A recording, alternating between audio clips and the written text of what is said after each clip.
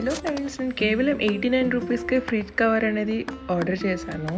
అది ఎంత బాగా వచ్చిందంటే క్వాలిటీ అయితే చాలా బాగుంది. చీప్ అండ్ బెస్ట్లో మంచి ప్రోడక్ట్ అని నాకు అనిపించింది. ఇది ఏ ప్రోడక్ట్ ప్రమోషనల్ వీడియో అయితే కాదు, మీకు జస్ట్ ఇంత తక్కువ ప్రైస్లో ఫ్రిడ్జ్ కవర్ అనేది వచ్చింది అనేసి ఈ వీడియో పెట్టాను.